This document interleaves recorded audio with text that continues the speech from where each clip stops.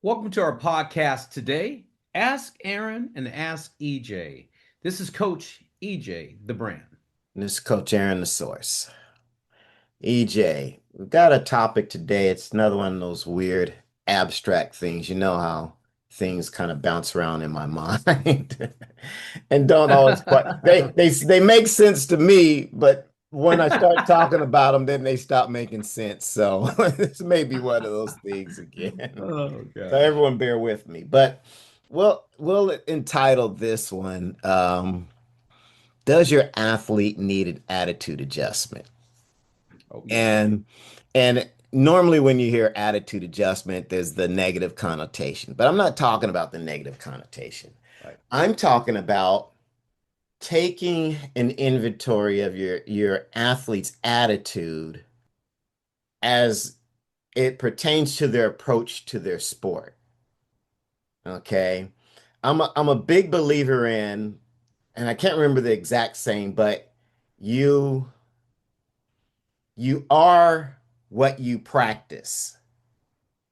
Right. Do you understand what I'm saying? Absolutely. So how you move and navigate in life is generally how you do most things. Yes. And so, in other words, if you're non-confrontational, if you're timid in most aspects of your overall life, then you're probably going to lean towards that when you get out in competitive atmosphere, right? Right. And so I was thinking about this because we always talk about, competitiveness and why kids aren't, competitive and things like that. And maybe, we talk about the mechanics of, different types of instruction, challenging them in training and games. But I think the deeper root of it is the maybe trying to promote some kind of attitudinal shift in how they are doing things and how they're approaching things. Now, I know there's the people out there be like, oh, people are too aggressive nowadays and things like that. But, I think aggressiveness has its place and controlled aggression and controlled Right. emotion channeled in the right way, I think can be very productive and I think is appropriate in some Right. instances. Absolutely. So, how do we make those modifications? And attitude can't even doesn't even have to be a competitive thing. Attitude can also be, for instance, I always talk about kids don't have enough precision nowadays. In other words, enough, they don't care enough to cross the T's and dot the I's. So if you have to tell your kid to put their clothes away every week and they have a lackadaisical attitude about putting their clothes away, well, what do you think that kid does when he comes to my gym? He Right. doesn't rack his weights. He doesn't put his equipment back. Do you see what I'm saying? Absolutely. So I think there's a through line to how you perceive life or your place in it and how you're going to navigate in it, and also how you are going to perform on the field. Does that make sense, or am I kind of going all No. over the place? No, But I'm no. just trying to figure out a way. Hey, how do we get these kids into these different, mindsets that they can tap into their talents? And this was just something I was thinking about. It's like, well, maybe we need to make some attitudinal shifts along with habitual shifts Mhm. to make that sort of thing happen. Anyway, that's like I said, that's where what was bouncing around in my head. What do you think? It's interesting. I like it.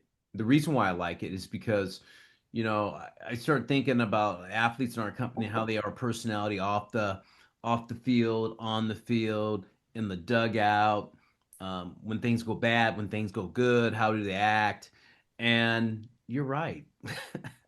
I mean, you want your guys to be competitive and have that kind of like get after it in competition, but the personality doesn't match up. How do we get guys to do that?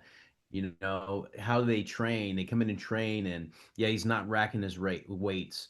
But all of a sudden you say, hey, to train here and to get better, start doing that. Then all of a sudden, you start to see changes in their lifestyle. And this comes back to something that comes full circle for me. For instance, like a couple kids in our program, the parents go, I can't believe he's doing this now. Yeah.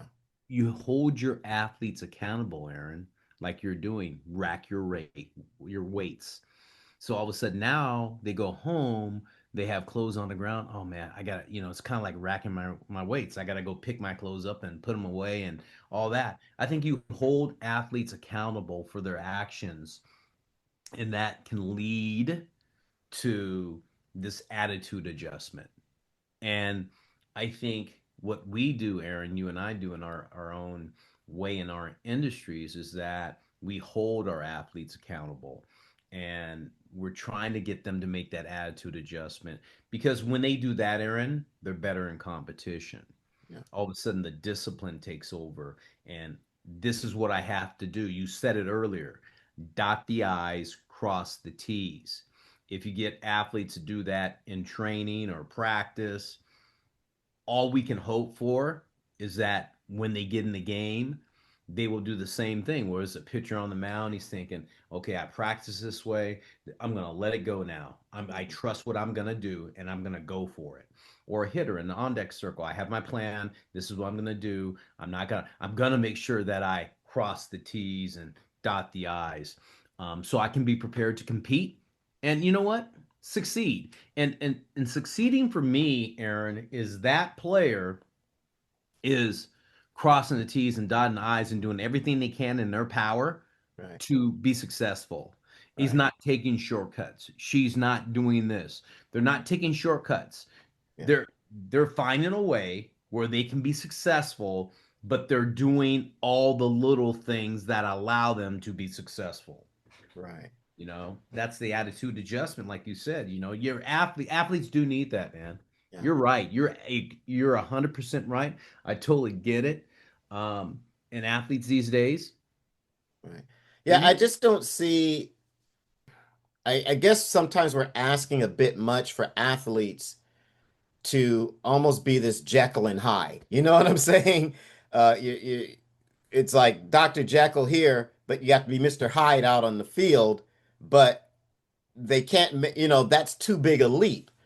And I don't know, again, exactly how we do that, but maybe it's a day-to-day sort of thing and reminders and that sort of thing where we can get these athletes to change, their attitudes about how they're, doing things in their life off the field, like you said, that will transfer onto the field.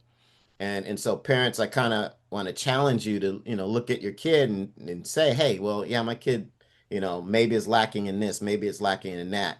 But, like we talk about in our podcast, home training, a lot of that stuff starts at home. We can build the body and the skill set, Right. but the mindset starts at home. And Yeah. so you have to ask yourself, what are the things that I'm doing and how am I responding to situations that may be enabling the wrong types of responses that we want. I mean, I always say, look, if you I don't know of any high level athlete, as nice a guy as they can be, they are, or gal, they are, that doesn't have a little asshole in them. I, I agree with you. And, I and I I you agree know, with you. and so yes, you're not an asshole all the time, but there's a switch that comes on. There's a line that once is crossed. Do you know what I'm saying? And Yeah, I know what you're and saying. and I don't see kids tapping into that. Yeah. And maybe it's because, again, the environment they've grown up in is a lot different than ours, where they're not, they're not running into as many confrontational situations when they're younger and learning how to work them out. Maybe those situations, they're kept safe from those situations, or those situations are always mediated by adults. And those were the sorts of things we learned on the playground, in the Right. neighborhood, and Neighborhood Sometimes they community. ended up with a scrap, and other times, it was just a lot of jawboning. Yeah. And but kids kind of worked it out amongst themselves. And I don't know if that's happening, a lot. One, because maybe they don't have the opportunities to Hmm. get in those situations as much. And two, like I said, maybe their lives are a little bit more sanitized where you've got adults intervening Yeah. or telling them what their appropriate responses should be or something. You I don't know, know. It's yeah. it's it's just interesting. Again, I'm really trying to crack this code on getting higher level, higher thinking, higher functioning competitive athletes. And there's only so much I can do with the body. And I'm a real I'm a real proponent of the body follows the mind. I'm a big proponent of that. Hmm. And so everything starts to me with mindset. It And has to. and so, the next frontier, I guess, is how do we Mm. tinker and mold and you know what I'm saying? Give the kids the skill set mindfully that helps them capitalize on the expertise that they can get outside of themselves, like technical and physical Right. training. Right. I'm with you 100% on that one. I think you tapped on one thing. You said home training, and we protect our kids too much from confrontation, and there's no conflict resolution amongst their peers. The parents have to be involved. I'm going to call this person, I'm calling this person out. Let's get them involved. And the kids have no conflict resolution until they go, hey, what's your deal? Yeah. They like, for instance, we don't have kids saying, what's your problem, man? Why you act that way? Right. It's like, I love it when our players get in a little scrap. Like Yeah. one says, hey, man, be quiet, shut up. And the other Yeah. guy goes, oh, wow, you run your mouth too much. And then the parent would say, hey, stop it, knock it off. I'm like, let it go. Let's see if our players can resolve it and then come back together because I think there's growth in that um, for each individual and as a group as their peers watch it. Hmm. And I think that's lost in the shuffle. You're right. It's lost in the shuffle. We like to intervene, say no, no, you can't do that. So we're trying to prepare people to go out there in life and do stuff. And now they can't do that in life. How do we expect them to do it on the field or in Right. the arena when they can't resolve that? What if that happens in the dugout in the middle of the game and the one player goes in the shell? Yeah. I And was about to say, I see so much, I just see so much shutdown in athletes instead of, oh, yeah, really? yeah. You know what I'm saying? Yeah, I I know don't what see you're the saying. heat turn up and be like, oh, really? Yeah. Like, Where's that attitude that says, hey, no, not on my watch or not with it? That's what I'm yeah. talking about. That's Uh, what I'm talking about. well, okay, so this leads me to think about, a player gets out at Right. the end of the at bat, comes back, they're shaking their head, what's wrong? What happened to the player that comes to the dugout? Oh, really? That's and throws the helmet down Yeah. or gets upset and then they just go do their thing for a second and then they come back to you. Right. What Right. happened to that guy? Like we had a guy in our club named Dan Straffus and he would come in and man, I just wouldn't after he made out, I just never went by him. I let him do his thing because I knew he would be locked in. Yeah. I let Let him them go work do it his out. thing, And then there's other guys who just be that guy's not getting me out anymore. I'm tired of that Yeah. guy. And I don't see that anymore. It's like they get out and it's like it's big like ugh. Yeah. Yeah. They've been defeated. I see Yeah. Yeah. defeated. The the thrill of victory and the agony of defeat. Yeah. I see that, and you're right, Aaron. I Well, go, it just seems like everyone wants to be in the middle. yeah, Well, I didn't do as bad as that guy, or yeah, and it's like, you got to dare to be great and be willing to suffer the consequences, but Be like, okay, well, next time. Great. I love the use of that. I Dare to don't know. do. It's just like I said, I was just built a little different. I Yeah. couldn't hit a lick, but I was like, this guy's not getting me out. You know, That's I what would I'm talking about. fight as Fight. much as I could. And then once they finally got me out, I'd be mad and be like, he's not getting me out again. So I'm gonna figure out a way to get on base. yeah, You know, I exactly. mean, Yeah. where is that, you know, asshole in a person that, Yeah. Yeah. that's, excuse my French people out there, but um competitive athletes. I mean, we watched the World Series and we saw players who didn't have good games the day before, and then all of a sudden just go, I'm tired of that. I'm on the national scene. I'm not going out like this. Right. You know, I'm doing something today, and I think that's lost in sports today, all sports.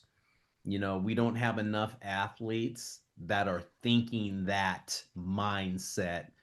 And maybe that's why the performance level at many levels is off. Interesting. Food for No, thought. just thought it was an interesting topic. Something, nothing that we're gonna spend a lot of time on. But anyway, does your kid need an attitude adjustment? Well, thanks for listening to us today. Ask Aaron and Ask EJ is Coach EJ the brand. It's Coach Aaron the Source. We'll see you.